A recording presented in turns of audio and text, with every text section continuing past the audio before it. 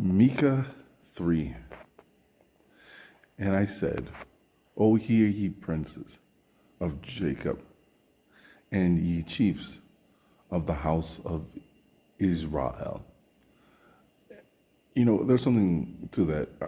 I wondered the part about the chiefs and the house of Israel, right? If that's like, if we were ever able to find them, would they be like parliament, like for like the UK, right? Or Scotland, right? They're in parliament.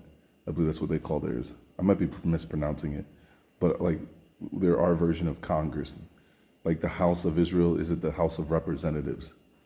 You see what I'm saying? If we'll find if we'll find the original name for what we're looking for in one of those places being represented by somebody else.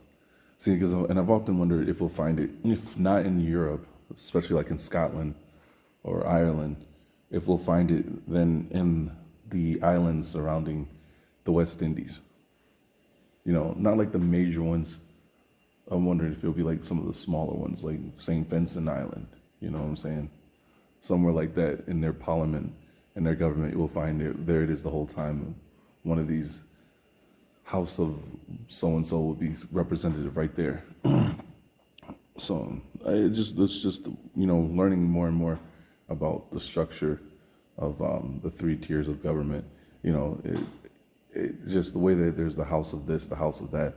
You know, and then you keep reading that in here in the Old Testament. It's like, what's the chance it's not there? You know, because it sounds so familiar. You know. Let me get to is it not your part to know judgment? And that's what we're going through. We're in it right now. We're boiling up, right? We're boiling up to the top of the pot, the judgment, right? I mean, people are complaining about the smaller stuff, but I mean, we got a lot of stuff coming. We got blackouts for months, right? No electricity, no internet for months. Like they weren't practicing those blackout drills. When I say them, I'm talking about the United States when they were doing their war games. They weren't practicing those blackouts over in Asia for no reason. They know they're planning to knock out the systems, right? I mean, we have that coming. I mean, more and more you're hearing about the monsters. Like, what was it, down in Peru? Like, I don't understand why we didn't catch it. I mean, I do, because they want to keep that stuff a secret as long as they possibly can, right? They don't want the cat out of the bag.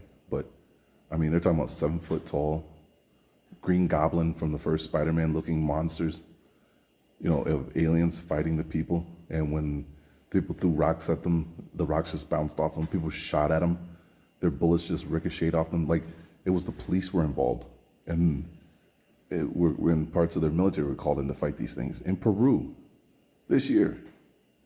And nobody talked about it. Why? You know?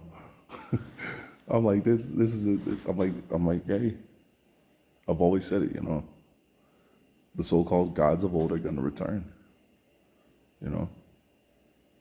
And I'm not just talking about, like, you know, the Greeks. I'm talking about, you know, the things that were here before that people killed and now become stories of fables are going to return. Because I've always felt like, what's it called?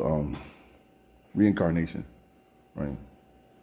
People like to talk about reincarnation for people. No. Reincarnation, I don't think it's for people. I think it's for what's on the other side, right? People are meant to live once and then die and be judged. Monsters,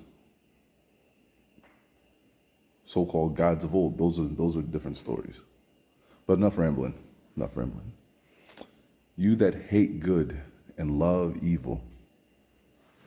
And there's that theme again, right? The Most High is going to destroy those that hate him, right? That violently pluck off their skins from them and their flesh from their bones. See, now that's the part that stumped me. because immediately, the image that comes to my mind is Aztecs sacrificing of humans, people. Was that what that was talking about? Because if I guess in my mind it would fit the description. You have, a portion of Israel, but then I was thinking this is for our day and age. This is for our time. This is the judgment. It's see in the end of verse 1. It's talking about the judgment. Will we not know it? We're going to know it, right? So I've been trying to figure that out. Where can I find that our people are doing that today? So going on to 3, who have eaten the flesh of my people and have flayed their skin from off them, and have broken and chipped their bones. As for the kibble, and as flesh in the midst of the pot. And that's where I'm like, okay, we're talking about cannibalism. And I'm like, I know cannibalism is here.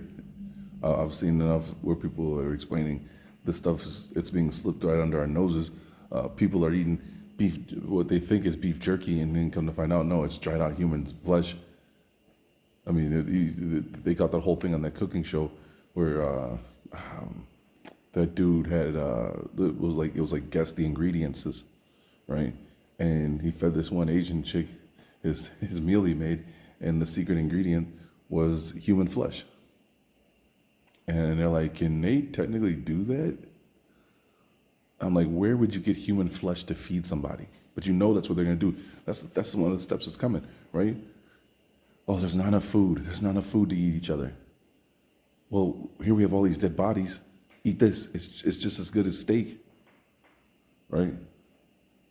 Book of Eli, right? Why are they shaking? Too much human flesh. And that's where I've always said about our people. That's why I've always said I like the wisdom of Solomon. I like the book of Proverbs. I like the book of Psalms. I like some of the Alan Watts. And I like the Dharma, the Buddha Dharma books. Because they talk about the stuff that we don't talk about. We don't talk about fixing our minds and our mindsets. Because the battle to me is in the mind. How do I overcome lust? Why aren't we talking about that? How do I overcome pride? I mean, it's easy to say be humble. What guidelines can I put in place to remind me to be humble? To remind me when I'm not being humble? See what I'm saying? And I like that kind of stuff that's like, here's a reminder that you're acting bigger than you think you are. Here's a way to remember to be humble. Like I said, one of my favorite verses. It's from the last Black Buddha of Japan. He wrote I forget what it's called. It's a letter he wrote to his disciples, and he talks about it because he had these disciples, and he's telling them, you're gonna come across these things, and he talks about imagine when it comes to lust, right? He's like, imagine a forest full of trees. Every tree represents a woman. If you get stuck in that forest, it's because you stopped and you observed every tree. You're trying to get through life by going right through that forest to get the tree that's on the outer part of it. It's like that's the goal. You're not there to touch every single tree in there in the forest. Or he talks about one of the things he did was to make sure he never fell for, or not, I won't say never, but wouldn't fall for women, was he always looked at them and thought of them as like having the most disgusting face, even if they were the most beautiful women. He says, think of them having the most disgusting face, boils, whatever on it, whatever you need to think of to make you say, all right, this is disgusting. It reminded me of Eminem when he went to a house party and he talks about how he got raped by a witch.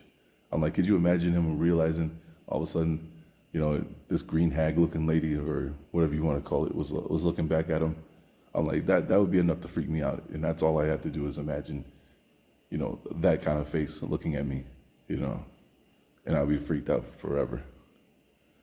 So, but yeah, I feel like that's our thing. Our people lack in discipline, and it starts in the mind, you know.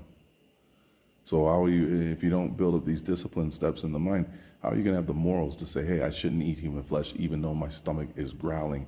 I haven't eaten in 2 weeks. I shouldn't eat pork, you know, even though I'm starving. I I haven't practiced enough to build up a tolerance to say no. No matter what, no. All right, enough rambling. 4, they shall cry to the Ishi, and he will not hear them, and he will hide his face from them at that time, and they have behaved wickedly in their devices. See, okay. See, now 4 makes me think this is about the fall of our people. This is about the Aztecs and during that time, right? Because that goes in time with Lamentations, right? When Lamentations says he was going to shut up the heavens and he wouldn't hear our prayers. Okay? This, see, to me, this can't be the judgment that we're about to go through now, because he's going to be interacting, right? During that time. He's telling us he's going to be calling out, he's going to be calling the people he wants out of all this to come to the wilderness to meet him, right? So he can't be turning away the prayers and not listening, as in 4, during this time. You know, that's what I'm assuming. So, yeah, this has to be during that time period. You know, like that movie, The Cannibal Mountain. You know, where on one half of the island you had the Negro people, on the other half you had the Hawaiian looking people, and that's the island, part of the island where they were eating people. So, and it's like like that painting from Texas, right? Corpus Christi, Texas, where you have the Negro man that looks like Jimmy Butler with his dog and his bow and arrow off to the side, and you have like these mongoloid looking people with their, like I said, like these face paintings like of like they're Samoans, and you have this really jet black kid with his red hat on sitting over there with them, and I'm like, everywhere it seems we were, or wherever the Negro person was, there was these people that were the mongoloid looking people next to them. I think it's weird. Let's see. Thus saith the Ishi concerning the prophets that make my people err, that bite with their teeth and preach peace. And if a man give not something unto their mouth, they perform war against him. Yeah, that's some ritualistic stuff, right? Right? That's some tribal stuff. Like that's how we see it today, right? So, therefore, night shall be to you instead of visions, and darkness to you instead of devotion. And the sun shall go down upon the prophets, and the day shall be darkened over them. Now that I am not really sure what that means. Therefore night shall be to you instead of visions. So what, it's just going to be visions. Instead of night shall be to you instead of visions.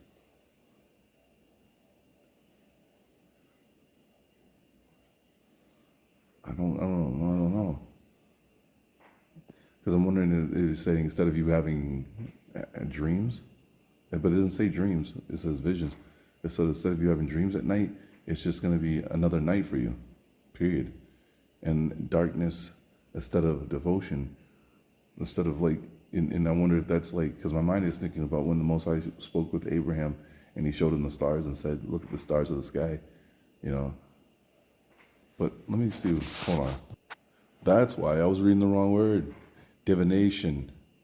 So it'll be divination, the practice of seeking knowledge of the future or knowing by spiritual means. That's why I was reading the wrong word. Duh. And darkness to you instead of divination. Okay. Oh, wow. Sorry, people. Sorry, people. And the sun shall go down upon the prophets, and the days shall be darkened over them. Now the verse makes sense. If I read the right words, right? And they shall be confounded that see visions.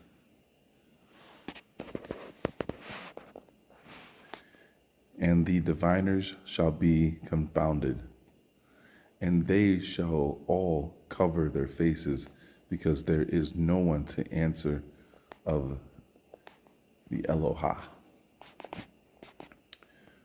But yet I am filled with the strength of the spirit of the Ishi, with judgment and the power to declare unto Jacob his wickedness, and to Israel his sins. Hear this, ye prince of the house of Jacob, and ye judges of the house of Israel, that you abhorred judgment and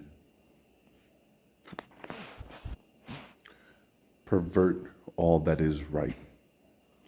You that build up Sion with blood and Jerusalem with iniquity. Her princes have judged for bribes, and her priests have taught for hire, and her prophets divide for money, and they learned upon the and they leaned upon the Ishi, saying, is not the Ishi in the midst of us? No evil shall come upon us. Oh, there they go, tempting the Most High, doing all that wickedness, and then they're going to use his name. No, sir. Oh, my goodness. That's like them pastors. That's like, oh, my gosh, that's like them pastors, right? Those big mega pastors. Oh, the Lord says to give me, tithing. If you want to be, if you want to make it through the year, you're going to give me tithing, and the Lord, he'll tithe. He'll give so much blessing to you that you'll be overflowing with blessings. And what did the Most High say? The Lord said, he said to me, bless those that bless Israel and curse those that curse me. And if you ain't giving your money to me, then you're cursing the Most High, so you'll be cursed. And you don't want to be cursed, so send me your money. That's what it feels like. Some TD Jake, some Creflo Dollar, that kind of stuff. Therefore, because of you, Sion shall be plowed as a field, and Jerusalem shall be as a heap of stones, and the mountain of the temple as the high place of the forest. So, yeah, I'm pretty sure that's this judgment here from 3 though. It's something that happened in the past. This isn't a futuristic one. I'm pretty sure this is like the fall, because it's telling us the fall of Jerusalem, the fall of Sion. So there in the last verse. So yeah.